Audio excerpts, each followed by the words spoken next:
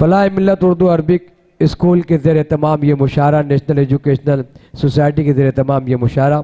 आइए, ये कवि सम्मेलन भी है। इसमें जहाँ हमने उर्दू के शोरा इकराम को यहाँ जमा किया है, उर्दू शोरा इकराम को यहाँ मदऊ किया है, वहीं हमने हमारे हम वतन भाइयों का भी ख्याल रखा है। हमारे दरमियान एक हिंदी का शायर मौजूद है, मोहतरम सचिन त्रिपाठी साहब, जो अपने अच्छे लहजे से जाने पहचाने जाते हैं। सिर्फ महाराष्ट्र नहीं, महाराष्ट्र के बाहर भी आपने अपने कलाम के ज़रिए मकबूलियत हासिल की है कि वफ़ा खुलूस मोहब्बत ये आशिकी के लिए, वफ़ा खुलूस मोहब्बत ये आशिकी के लिए, मुझे तुम्हारी ज़रूरत है ज़िंदगी के लिए। इस वक्त मैं गुजारिश कर रहा हूँ मोहतरम सचिन त्रिपाठी साहब से कि वो माइक पर तशरीफ़ लाएं और इस पस मंज़र को अपने कहो कि बारिश करके इस पस मंज़र को तब्दील फरमाएं।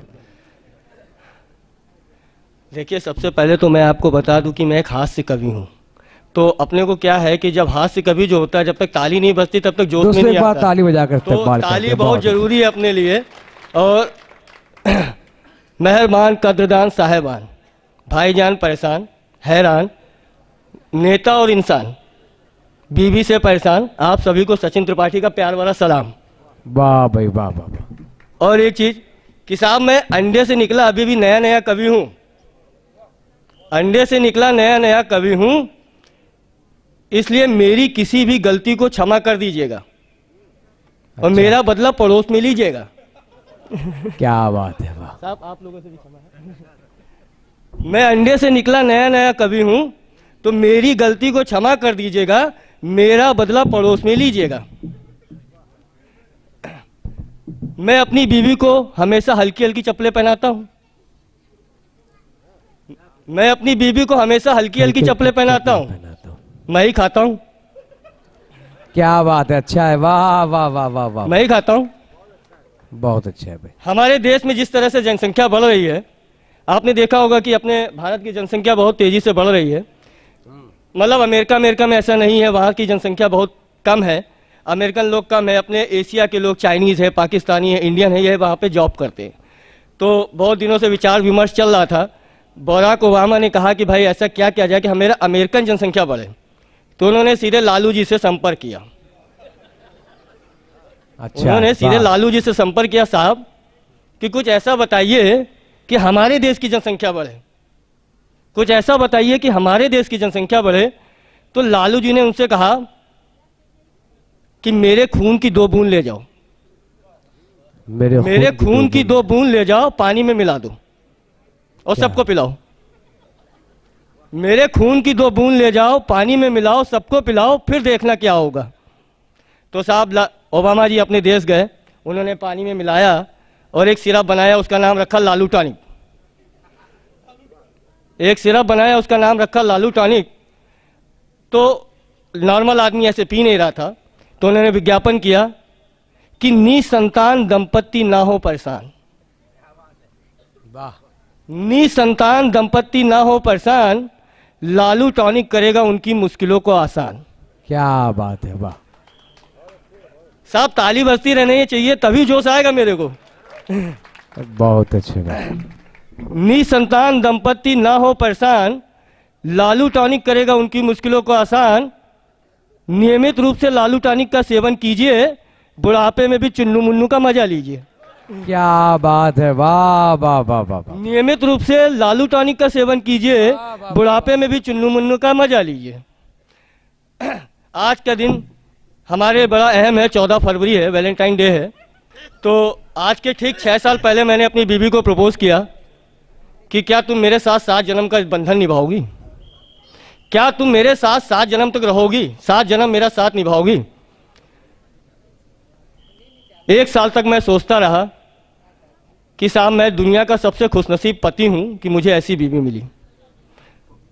मैं 1 साल तक सोचता रहा कि मैं खुशनसीब पति हूं कि मुझे ऐसी बीवी मिली, लेकिन मैं आज 5 साल बाद सोच रहा हूं कि मेरी सोच कितनी गलत थी, मेरी सोच कितनी गलत थी।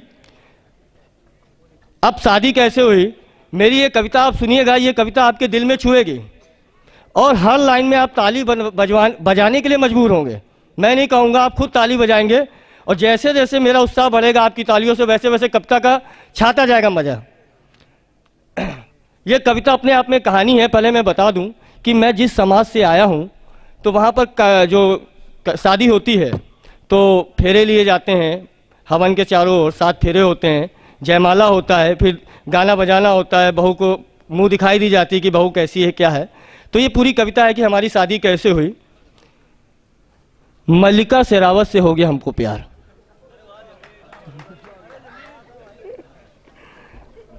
साहब ताली बजनी चाहिए, बनती है। मल्लिका शेरावत से हो गया हमको प्यार, हम शादी करने को तैयार। मंदिर में जाके की मैंने शादी और फेरों के समय उसने पहनी थी साड़ी आधी। मंदिर में जाके की मैंने शादी, फेरों के समय उसने पहनी थी साड़ी आधी। पंडित की आंखों में बांध दिया मैंने कपड़ा, पंडित की आंखों में बांध दिया मैंने कपड़ा कि मंदिर में ना हो जाए कोई लफड़ा।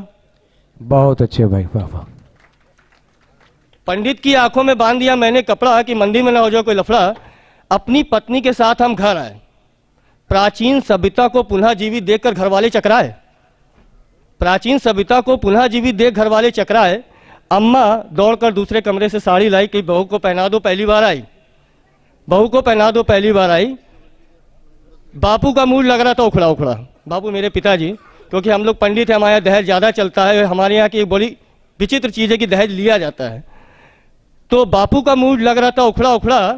मंडी में माल नहीं बिका था, किसको सुनाते दुखड़ा। वाह भाई वाह वाह वाह। बापू का मूड लग रहा था उखड़ा उखड़ा, मंडी में माल नहीं बिका था, किसको सुनाते दुखड़ा। दिल कड़ा करके दिया आशीर्वाद, दिल कड़ा करके दिया आशीर्वाद, बहू कपड़े पहनने की रहे सदा याद। बहुत अच्छे। दिल कड़ा करके दिया आशीर्वाद, बहू कपड़े पहनने की रहे सदा याद।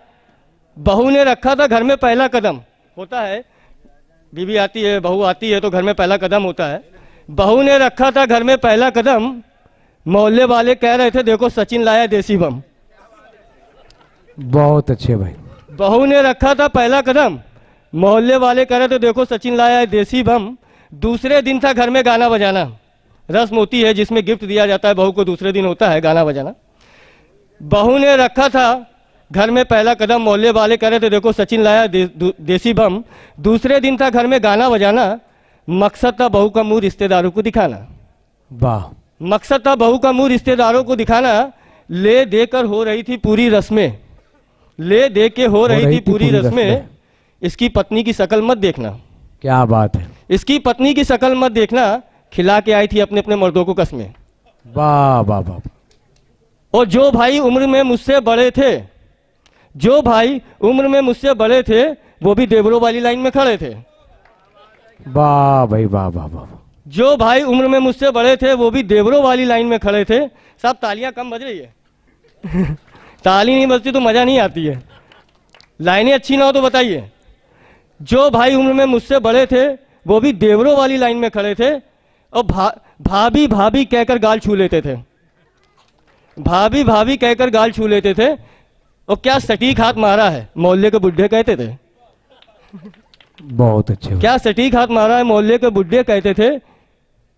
ये लास्ट की 4 लाइनें हैं, ये आपको दिल को छुएंगी, क्योंकि इस पूरी कविता का अर्थ जो है यही है। मेन ये 4 लाइनें हैं। हंसकर सब सहने को हम मजबूर थे, हंसकर सब सहने को हम मजबूर थे, क्योंकि हम आज के आधुनिक युवक सभ्यता से कोसों दूर थे, कोसों दूर थे, कोसों दूर थे। वाह वाह वाह वाह। कैसी लगी? तालियां नहीं बजी साहब तो कविता खत्म हो गई है। अच्छा आजकल के बच्चे साहब कहने ही क्या, मेरा 5 साल का बच्चा है, लगता ही नहीं मैंने बच्चा पैदा किया, ऐसा लग रहा बाप पैदा कर दिया। मोबाइल का कोर्स ओ लेवल तो 9 महीने पेट में ही सीख के आ गया है। भाई जो लोग पीछे से आगे आ रहे हैं बिराए मेहरबानी आ जाइए, मगर शोर गुल ना करें और मुशायरे में शरीक हो जाएं दोस्तों। सचिन साहब शॉर्ट एंड स्वीट का मामला है, हम पर बहुत सारी जिम्मेदारियां आए थे, इस बात का ख्याल रखें। बिल्कुल। तो आजकल के जो बच्चे हैं मोबाइल का कोर्स अपना सीख के आते हैं। तो एक दिन मेरा बच्चा मेरे पास आया, मुस्कुराया, कहने लगा पापा क्या मम्मी ने बैंड बजाया?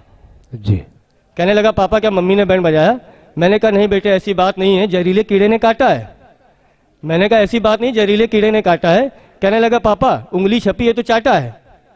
वाह। कहने लगे उंगली छपी है तो चाटा है। मैंने कहा मच्छर भगा रही थी। कहने लगा मैं खिड़की में खड़ा था जब लगा रही थी। वाह। मैं खिड़की में खड़ा था जब लगा रही थी।